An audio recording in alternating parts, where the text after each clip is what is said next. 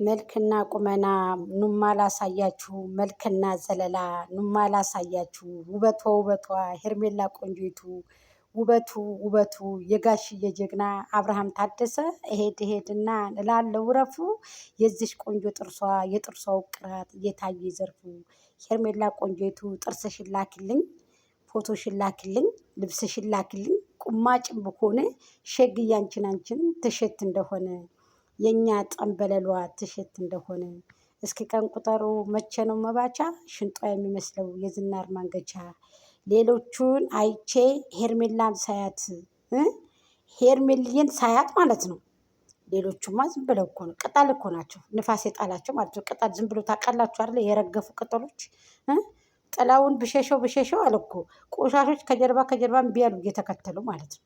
እውነቱን ልንገራችሁ። ስለዚህ ትናንትና ጎጃም ሜዳ ይቅርታ አለች ምናምን ይቅርታ አለች ብለው ገልብጠው አንብበው ይቅርታ አለች እና ከአሁን በኋላ የሩታ ምርኮኛ ነኝ ብላ አሌ ጎጃም ሚዲያ ብለው ምናምን። እኔ ማን አስገድዶኝ ነው እሷን እንትን የምለው? ማን አስገድዶኝ ማን አምቶኝ? በገዛ ስልኬ በገዛ ጀዋሌ እንኳን ለረከሰ ሰው እኔ ውድ እንኳ ቅመም ሆና እንኳ ብትመጣ እንደ ሄርሜላ እኔ ማንም አስገድዶኝ አይደለም። ገባሽ አይደለም? ማንም አስገድዶኝ አይደለም። ልንገራችሁ እውነቱ። በደንብ እያዳመጣችሁ ነው፣ በደንብ እያነበባችሁ ነው። እናንተ ማየት የተሳናችሁ ሰዎች ሮመዷኑ ነው አይናችሁን የዘጋችሁ፣ ወይ የስራ ምክንያት ነው፣ ወይንም ደግሞ ዶክተር ሂዱ፣ ወደ ዶክተር ሂዱ ላይናችሁ ማለት ነው። ስለዚህ እናንተ ለእኔ በገዛ እኮ ስልኬ ነው የምንቀሳቀሰው፣ በራሴ በአንድ ቤቴ ነው የምንቀሳቀሰው። ምን ነው እኛንን እንደዚህ እዚህ ወርዶ እዚህ ደርሶ የምንለው አላችሁ? ይህ እኮ መቆሸሽ ይሆንባችኋል ለእናንተ ማለት ነው። አስተውሉ እንጂ አንዳንድ ጊዜ። ለማንኛውም ሰላማችሁ ብዚት ይበልልኝ። ሰላም ጤና ይስጥልኝ። ውድና የተከበራችሁ የጎጃም ቤተሰቦች በያላችሁበት በያለም ጥግ በያለም ዳርቻ ሰላማችሁ ብዚት ይበልልኝ። ጋይስ እጅግ አመሰግናለሁ። ወደ መቶኬ ያስገቡኝ ኢንሻአላህ። አመሰግናለሁ። የምር ቃላት የለኝም እህቶቼ፣ የተለያችሁ ናችሁ። አላህ ይጠብቃችሁ እህቶቼ፣ ከመጥፎ ነገር ከጅል ሰዎች ከመጥፎ ሰዎች ነግራችኋችሁ ደግሞ ከማይሰሙ ሰዎች አላህ ይጠብቃችሁ ማለት ነው። እና ምን ልላችሁ ፈልጌ መሰላችሁ? እጅግ ነው የማመሰግነው፣ በጣም አድርጌ አመሰግናለሁ። ክበሩልኝ፣ ክብርብር በሉልኝ፣ ኑሩልኝ፣ እድሜና ጤና ይስጥልኝ። ሰላም አለይኩም ወራህመቱላሂ ወበረካቱሁ። ክርስቲያን ወገኖች ሰላም ብያለሁ። እንግዲህ የመጣሁት ዛሬ በእነ ሄርሜላ ነው። ሄርሜልዬም እንግዲህ ተናፍቀሻል፣ ናፍቀሽናል ማለት በጣም ነው የናፈቅሽን። ሀቂቀትን እውነት ለመናገር ትናንትና እንግዲህ አልመጣችም። በጣም ነው የናፈቅነው። አንድ ቀን እንኳ ብትቀርብን እንዴት እንደናፈቅን ብነግርሽ ማለት ነው። ስለዚህ አንቺ ደግሞ ስለምታስፈልጊን ወደዚህ ወደኛ ከቻቻ ማለት አለብሽ ማለት ነው። ነይልን አረጓ ሄርሜልዬ ማለት ነው። ሳቢው ገመዱን የባህር ዳሩን አብርሃም ታደሰ እንዶ መታደልህ፣ ሄርሜላ ቆንጆይቱ እንዶ መታደልሽ። ባልና ሚስት ስትሆኑ ሁለታችሁ ቀለበት ስታስሩ እንላለን። ቀለበት ሰሩ፣ ድምጻችን ይሰማ። በቃ ድምጻችን ይሰማ፣ ለቀለበት አሰረው።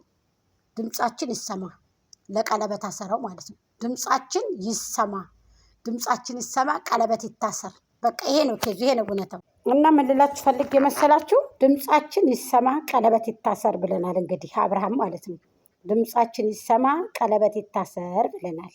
እስኪ ቀን ቁጠሩ መቼ ነው መባቻ? ሽንጡ የሚመስለው የጋሽዬ ጀግና የዝናር ማንገቻ ብለናል።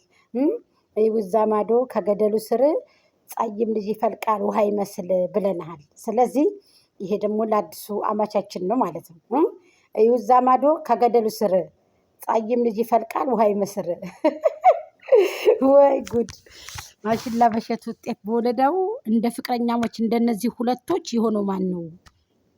እንደው በፍቅር በጭቅጭቅ ሳይሆን እንደዛኛው ሰፈር በፍቅር በአንድነት ሲሻልክ፣ አንተ ደስ ሲልክ ሲያምርብክ የማይወዱ ሰዎች አሉ። ወደፊት ስትመጣ እንደገና ደግሞ በፍቅር የሚይዝህ ሰው የሚያምርብክ ሲያምርብክ በፍቅር አንድነትን ሁነክ ሲያምርብህ የማይወዱ ሰዎች አሉ፣ የሚቃወሙ ግዴታ ከኛ ልጅ ጋር ሁን ብለው እንግዲህ ማለት ነው። እና ጨቅጫቃ ሰው ማንም አይፈልገውም። ጨቅጫቃ ሰው ፍቅር አሸናፊ ነው። ለማንኛውም ፍቅር፣ ጸባይ፣ ደህና ሰውነት፣ እውነቴን የምላችሁ ጸባይ ጥሩ ነው ለሰው ልጅ እና ክፋት ማንንም አያስቀምጥም፣ ማንንም አይይዝም፣ ማንንም አያስቀምጥም። ስለዚህ ይህንን ነው የምላችሁ።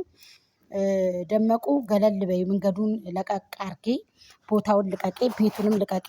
ምክንያቱም ማንንም እያመጣሽ እያስጨፈርሽበት ነው። ሄርሜላን አስገብቶ ከቤቱ ይቀመጣል። ሄርሜጋ ማለት ነው። አንቺ ውጪ ውጪ፣ አታስፈልግም። ወደ ቡታጀራ ብትሄጂ የተሻለ ነገር ነው። ደመቁ ወደ ቡታጀራ ብትሄጂ ነው የሚሻለው ማለት ነው። እኛ ደግሞ አንቺን መቼም ይቅር አንልሽም። ገባሽ አይደለ? ስለዚህ አንቺ ምን አባሽ ታመጫለሽ ብለሽ አንቺ ምንድን ነሽ? አንቺ ምን ስለሆንሽ? በጎችሽ እጃጅ ያሉ እዚህ ዝም ብለው በጎችሽ፣ አንቺ በጎች ማለት ነው። ስለዚህ ከነ በጎችሽ አንቺ ምርኮኛ ነሽ፣ ነገም ዛሬም ምርኮኛ ነሽ። ለየማ የእኛ ምርኮኛ ነሽ እንጂ እኛ አልተማረክንም። ተማረኩ የደመቁ ምርኮኛ ነኝ ብላ ጎጃም ሚዲያ ላይ ውሸት ይቸግራል እንዴ? እውነታ መጥቶ መስራት ነው እንጂ። እሷም እኮ ውሸታም ስለሆነች እኮ ነው የጠላናት። አስመሳይ ቀጣፊ ስለሆነች እኮ ነው የጠላናት እኛ።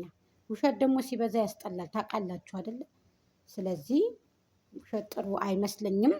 የእኛ ቀብራራ አማቻችን እንግዲህ አብርሃም ታደሰ ቀለበት ይታሰር፣ ድምፃችን ይሰማ፣ ቀለበት ይታሰር። ይሄንን እየጠበቅን ነው። ብዙዎቻችን በጉጉት እየጠበቅን ነው። ብዙዎቻችን ለምን ቀለበት እንዲታሰር እየጠበቅን ነው ማለት ነው።